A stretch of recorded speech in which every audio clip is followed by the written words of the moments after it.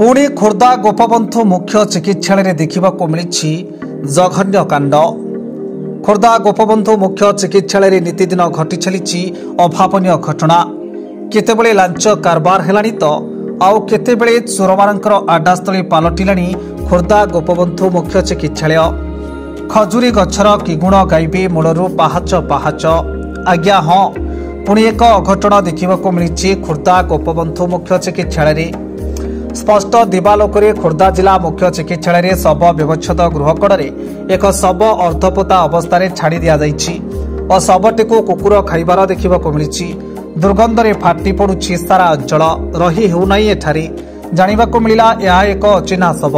Police circular आदेश 354/2015 अनुसार अचिन्हा शव सत्कार पर ग्रामांचल पुलिस 4000 टंका और सहरांचल पुलिस 6000 टंका इम्प्रेस मनी धार्य करिसेंती।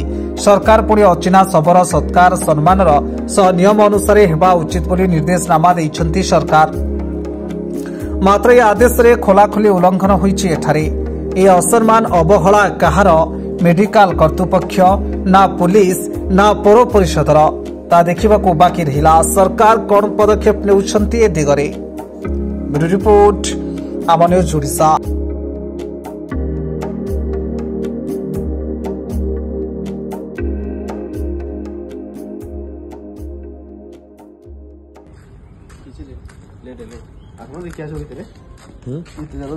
हाँ भाई ना भिडियोटा कर छाड़ी तो